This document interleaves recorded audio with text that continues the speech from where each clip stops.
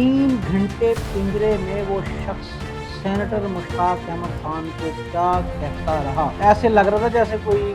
बच्चे या कोई स्काउट्स जो हैं वो छलांगे लगा रहे हों। तो मैं भी आज इस साइन करने का मकसद ये है कि मैं इस रियासत के कानून को भी मानता हूँ। ये अमन मुआहदा कैसे हुआ, क्यों हुआ, ये तो वक्त बताएगा। नाज़रीन, मुश्ताक अहमद वतन वापस पहुँच गए, बल्कि ये कहना गलत नहीं होगा, गाजी सेनेटर मुश्ताक अहमद वतन वापस पहुँच गए। हामिद मीर साहब को इंटरव्यू देते हुए उन्होंने बहुत सारे इंकशाफात किए कि किस तरह वो इसराइल की जेल में पहुँचे और वहाँ पर जो है वो क्या उनके साथ मामलात हुए। उससे पहले, उनकी रिहाई से पहले, हामिद मीर साहब का जो है वो इसहाक डार साहब से इनकी रिहाई को लेकर क्या बात हुई, इसराइल की जेल में कौन मिलने आया, 3 घंटे पिंजरे में वो शख्स सेनेटर मुश्ताक अहमद खान को क्या कहता रहा और इसराइली जज के सामने पेश किया गया और कितनी दफ़ा पेश किया गया और क्या बात हुई,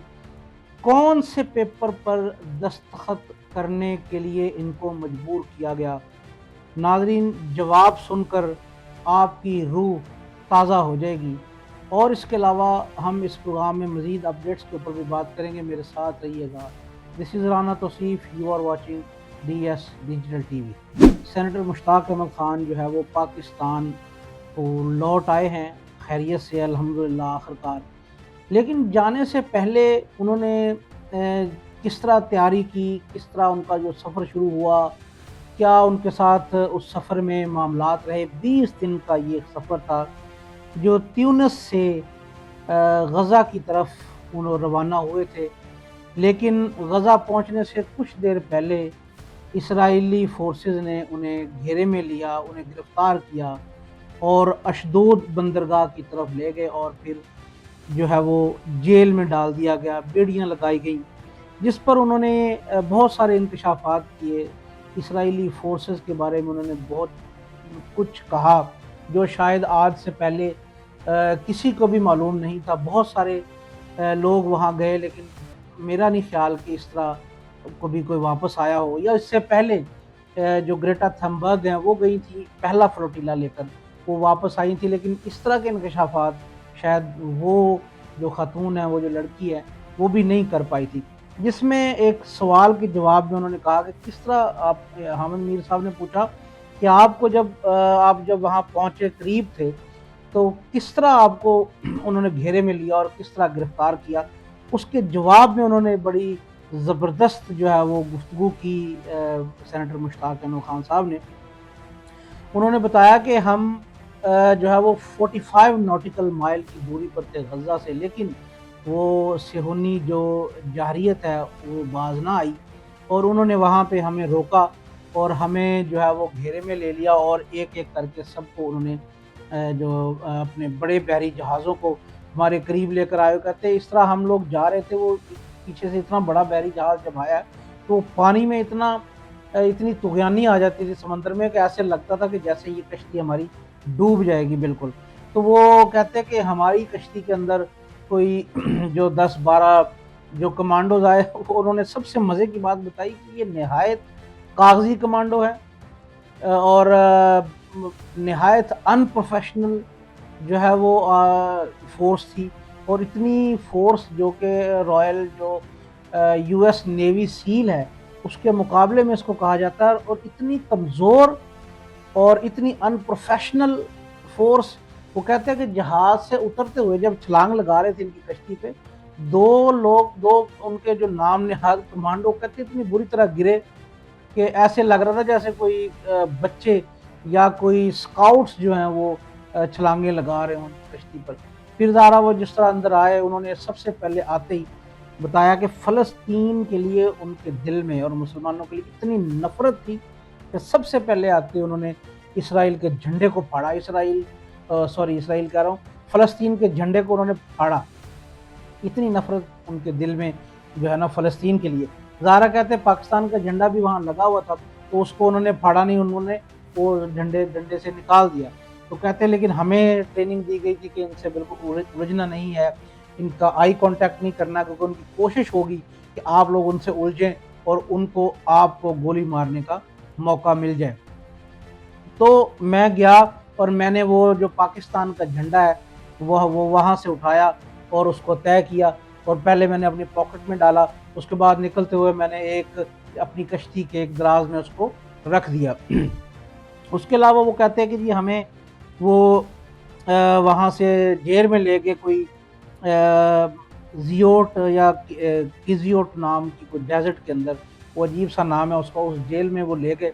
اور وہاں پہ ان کو قید کر دیا، بیڑیاں ڈالی ہوئی تھی ہاتھوں میں، اور مسلسل ایکسپلائٹ کر رہے تھے، اسلام کے نام پہ ایکسپلائٹ کر رہے تھے، اور حماس کے نام پہ خماس خماس بول کے کہہ رہے تھے، اور ان کو دہشت گرد کہہ رہے تھے بار بار، صرف ان کو نہیں تمام کو، اور گریٹا تھمبرگ کو بھی انہوں نے بہت زیادہ جو ہے نا پرووک کرنے کی کوشش کی، اس کو ایکسپلائٹ کیا، اس کو گھسیٹا، اس کو بیڑیاں ڈالی، لیکن وہ ایک باہمت خاتون کس طرح ڈٹ کر ان کا مقابلے میں کھڑی رہی، وہ بھی ایک مثالی جو ہے وہ خاتون نکلی۔ اس کے علاوہ پھر انہوں نے بولا کہ ہمیں اس وہاں لے گئے اور بتایا کہ میرے سیل کا نام کوئی 911 نامی سیل تھا، اور اس سیل میں انہوں نے ان کو رکھا، اور سیل کے اندر جو ہے نا 3 دن تک انہوں نے بھوک ہڑتال کی اس سیل میں احتجاجی طور پر۔ بھوک ہڑتال کے علاوہ وہ انہوں نے بتایا کہ وہ ان کے سیل میں کوئی 10-12 وہ فوجی اور جو کمانڈو ٹائپ وہ نام نہاد کمانڈو اندر آ گئے، ان کو جناب وہ ٹھڈے مارے، ان کو گھسیٹا، اور وہ کہتے ہیں کہ کتے لے کر آئے ہوئے تھے اور کتے ان کے اوپر چھوڑ رہے تھے، اور وہ بالکل ایسے ان کے فیس کے اوپر تک وہ پہنچ رہے تھے، اتنے خونخوار وہ کتے، اور ان کو ڈرانے دھمکانے کی فل کوشش کی گئی۔ اور اس کے علاوہ ناظرین جو ایک بڑی امپورٹنٹ بات ہے کہ اسرائیل کی جیل میں جو سیل تھا اس کے اندر جب جو حامد میر صاحب نے جس طرح ان سے سوال کیا کہ اسحاق ڈار نے بتایا کہ جی ہم ڈپلومیٹک طور پہ ان سے رابطہ کرنے کی کوشش کر رہے ہیں، اسحاق ان کی بات بھی ہوئی ڈیورنگ وہاں ڈیٹینشن جو سینیٹر مشتاق احمد صاحب سے، اور وہ جو ملنے آیا تھا وہ تھا برطانیہ کا ڈپلومیٹ۔ آپ اندازہ لگائیں ذرا کہ وہ تھا برطانیہ کا ڈپلومیٹ جو جیل میں ان سے ملنے آیا اور ان کو فورس کر رہا تھا کہ ان ڈاکومنٹس پہ سائن کرو۔ وہ ڈاکومنٹس کون سے تھے؟ وہ تھے ڈیپوٹیشن کے ڈاکومنٹ، وہ ڈیپوٹیشن ڈاکومنٹیشن کی، وہ کہہ رہا تھا ان پہ سگنیچر کرو۔ وہ کہہ رہے میں کیوں سگنیچر کروں؟ ہمارے اس غازی نے بولا کہ میں کیوں سگنیچر کروں؟ وہ کہتے کیونکہ تم نے اسرائیل کے قانون کو توڑا ہے، وہ بلاکیڈ جو تھی اس کو توڑا ہے، اور تم نے اندر آنے کی کوشش کی ہے، تو اس لیے تمہیں گرفتار کیا گیا، اور تمہیں واپس ہم بھیجیں گے، یہ لوگ تب بھیجیں گے جب تم اس پیپر پہ سائن کرو گے۔ تو جواب کیا تھا مشتاق احمد خان کا؟ ناظرین سنیں گے آپ کی روح تازہ ہو جائے گی۔ جواب میں انہوں نے کہا کہ میں کیوں سائن کروں جب میرے بابا قوم قائد اعظم رحمۃ اللہ علیہ نے جب آپ کی اس کو ناجائز ریاست بولا اور تسلیم نہیں کیا تھا،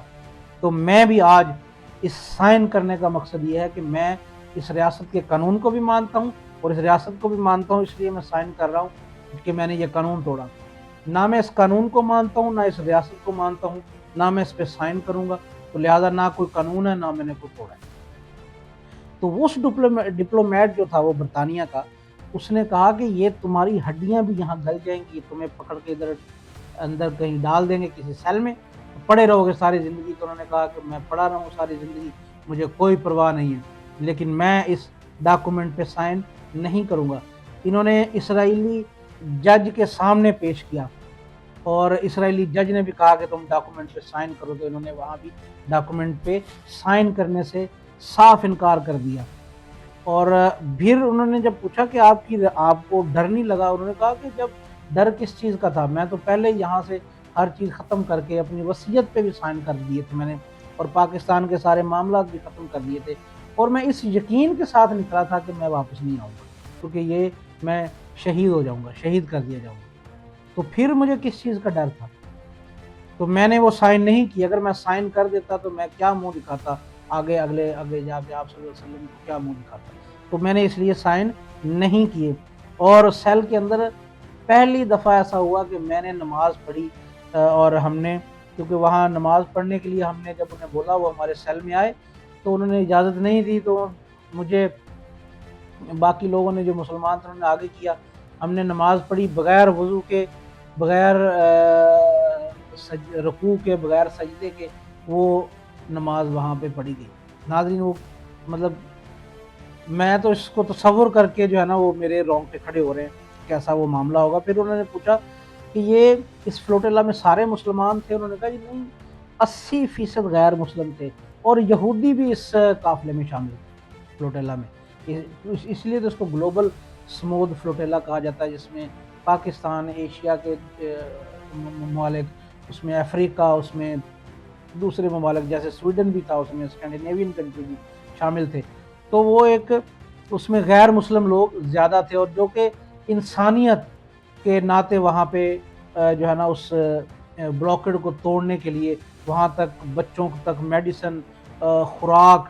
اور پانی اور وہ چیزیں پہنچانے کے لیے، امدادی سامان پہنچانے کے لیے جو ہے نا وہ کوشش میں لگے ہوئے تھے۔ اور پھر جو پیس معاہدہ ابھی تو زیادہ آج جب کہ میں ویڈیو یہ ریکارڈ کر رہا ہوں،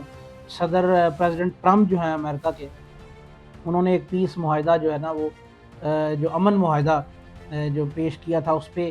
جو پہلے فیز کے اوپر اسرائیل نے، حماس اور امریکہ نے اس پہ سائن کر دیے ہیں، لیکن کیا اس کی جنگ بندی ہوگی یا نہیں یہ تو وقت ہی بتائے گا، کیونکہ تاریخ تو کہتی ہے کہ یہودیوں نے ہمیشہ دھوکہ دیا۔ تو ابھی بھی یہ جو ہے نا مسلمانوں کو اس چیز کا خدشہ ہے کہ کہیں یہ دھوکہ نہ ہو اپنے جو پرزنرز کو چھڑانے کے لیے۔ دیکھیں یہ تو وقت بتائے گا، یہ ایک علیحدہ سے ٹاپک ہے، اس پہ بھی اگلے ولاگ میں ہم آپ سے ضرور بات کریں گے۔ اس کے علاوہ ناظرین ان کے ایک سوال پہ، حامد میر کے ایک سوال پہ انہوں نے یہ کہا کہ مسلمان ممالک اس وقت جب 2 سال سے غازہ پہ ظلم و بربریت کے پہاڑ توڑے اسرائیل نے، تو یہ مسلمان ممالک، وہ تنظیمیں، یہ عوام مسلمانوں کی کہاں تھی جو اپنی رنگینیوں میں کھوئی رہی؟ لیکن اس کے برعکس یورپی جو عوام تھی وہ اٹھ کھڑی ہوئی، وہ ویڈیوز ان کے سامنے آئے تو وہ اٹھ کھڑے ہوئے۔ حال ہی میں آپ نے دیکھا کہ اسپین اور اٹلی کو تو پورا کا پورا ملک انہوں نے جو ہے نا بالکل بند کر دیا، زندگی مفلوج ہو گئی تھی وہاں پہ، اتنے مظاہرے جو ہے نا وہ اس اسرائیلی جارحیت کے خلاف ہوئے، جس کا ظاہر ہے کہ ڈیفینیٹلی پریشر بلڈ ہوا۔ اور کیونکہ یہ جو سارے ایلائی ہیں، یہیں سے فائنینشیل میٹرز اور اسلحہ اور ساری امداد اسرائیل کو جو ریفلنگ کی جاتی ہے، جو ریفیولنگ کی جاتی ہے، وہ یہیں سے کی جاتی ہے، تو ظاہر اس کا پریشر بلڈ ہوا۔ وہاں کے نمائندوں نے بھی بولا کہ ابھی تھوڑی سی اپنی جو پالیسی کو چینج کرو، شاید یہ معاہدہ اسی کی کڑی ہے۔ تو انہوں نے یہ بتایا کہ جس طرح سویڈن کی گریٹا تھنبرگ، برازیل کے تیاگو، جرمنی کی یاسمین، جنہوں نے یہ فلوٹیلا کو اپنے تئیں لیڈ کیا، یہ ہیں میرے لیے ہیرو۔ انہوں نے ٹرمپ کو اپنا ہیرو نہیں بتایا، انہوں نے کہا کہ وہ تو ان کا ساتھی تھا، انہوں نے کتنے ہزاروں لاکھوں ڈالر کی امداد ان کو پہنچائی، اسرائیل کو، کہ اسلحہ پہنچایا، جتنا 2 سال سب کچھ ہوتا رہا۔ اب اس وقت تک یہ امریکن، اور جبکہ ٹرمپ حکومت بھی، انتظامیہ بھی تھی، تو یہ سب اس کو سپورٹ کرتے رہے۔ یہ امن معاہدہ کیسے ہوا، کیوں ہوا، یہ تو وقت بتائے گا، انہوں نے کہا، لیکن اس کا کریڈٹ سارا جو پریشر بلڈ ہوا اسرائیل پہ، یہ یورپین عوام کو دیا انہوں نے۔ اور انہوں نے یہ کہا کہ یہ سارے لوگ، جس میں فرینچ پارلیمنٹ جو ریما حسن ہے، میری نامی ایک پارلیمنٹیرین تھی فرینچ، میئر آف بارسلونا، اور نیلسن منڈیلا کے جو پوتے ہیں وہ بھی اس فلوٹیلا میں شامل تھے۔ اور انہوں نے کہا کہ میں سیل کے اندر بھی کچھ عرصہ، کچھ دن، کچھ وقت اس کے ساتھ، جو نیلسن منڈیلا کے جو پوتے ہیں ان کے ساتھ گزارنے کا مجھے موقع ملا، کیونکہ میرے لیے خوش قسمتی تھی کہ اتنے بڑے ریولوشنری انسان، جس کو پوری دنیا جو ہے نا ریولوشنری مانتی ہے، اس کا پوتا میرے ساتھ اس مشن پہ بھی موجود تھا، جو میرے لیے ایک فخر کی بات تھی۔ اور انہوں نے کہا کہ یہ مسلمان ممالک کا کوئی کردار نہیں ہے اس کے اندر، وہ تو بجائے اس سارے معاملے کو اسرائیل پہ پریشر بلڈ کرنے کے، وہ اپنے معاملات میں جو ہے نا وہ لگے ہوئے ہیں۔ ناظرین اس کے علاوہ جماعت اسلامی سے انہوں نے مستعفی ہونے پہ بتایا کہ میں جماعت اسلامی سے اس لیے مستعفی ہوا ہوں کہ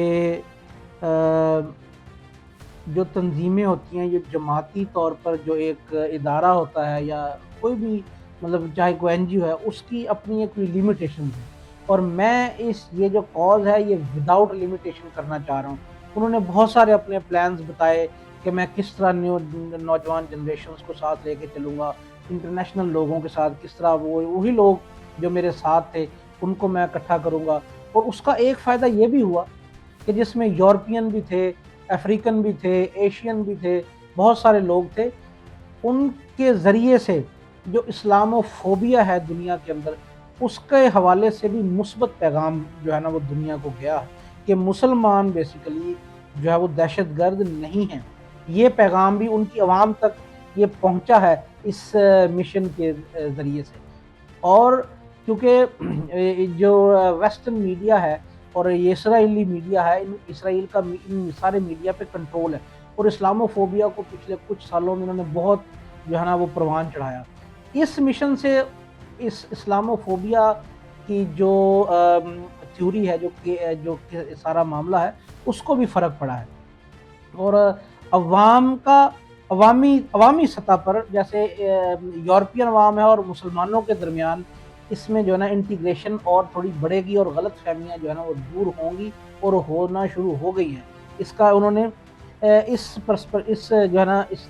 حوالے سے بھی انہوں نے اس کا فائدہ انہوں نے کہا کہ ہمیں بہت ہوا ہے۔ مشن تو مشکل تھا، لیکن انہوں نے اس ساری مشن کے اوپر گفتگو کرتے ہوئے اسلام کو اور یورپ کو آپس میں مزید جو ہے نا قریب آنے کا موقع ملے گا اور دوریاں کم ہوں گی عوامی سطح پر۔ ناظرین، آخر میں جواد احمد نے جو کمنٹس کیے ہیں یہ سارے غزہ والے معاملے پہ، کہ جو قائد اعظم محمد علی جناح نے جو اس کی تھیوری پیش کی تھی کہ 67 سے پہلے کا جو غزہ ہے اسی کے اوپر ہم جو ہے نا اس کی جو ہے نا وہ پلان، جو امن معاہدہ ہے یا جو بھی معاہدہ ان کے ساتھ اسرائیل کے ساتھ، وہاں سے ہوگا۔ اس سے پہلے جو بھی خطے تھے زمین کے، جو حصہ جو مسلمانوں کے پاس تھا، وہ اس پہ بات ہو سکتی ہے، اس کے علاوہ بات نہیں ہو سکتی۔ تو انہوں نے کہا کہ وہ تو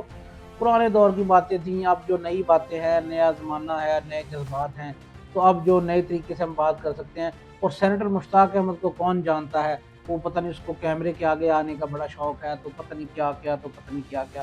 فضولیات انہوں نے جو ہے نا کیمرے پہ آ کے بولی ہیں۔ اب وہ واپس آئے ہیں، اب سمجھ میں آئے گا ان کو کہ سینیٹر مشتاق احمد کون ہے، تو ان کو کوئی جانتا ہے کہ نہیں۔ اب تو پورا پاکستان تو ان کو جانتا ہی ہے، اب پورا یورپ بھی ان کو جانتا ہے، امریکہ میں بھی لوگ ان کو جانتے ہیں کہ سینیٹر مشتاق احمد کون ہے، برطانیہ میں بھی ان کو جانتے ہیں کہ سینیٹر مشتاق احمد کون ہے۔ تو جناب، شاید آپ کو کوئی نہ جانتا ہو، لیکن اگر آپ نے اپنا قبلہ درست نہیں کیا تو جو آپ کا نام اور جو آپ کی پہچان ہے، اس سے بھی آپ جائیں گے۔ تو بہتر ہے ابھی سے اپنا قبلہ درست کر لیں۔ آپ پتہ نہیں کن کو خوش کرنے کی کوشش کر رہے ہیں، تو اس سے باز آ جائیں تو زیادہ بہتر ہے۔ تو ناظرین، آج کے لیے اتنا ہی، تو اگلے ولاگ تک کے لیے اجازت دی گیا، تب تک کے لیے اللہ حافظ۔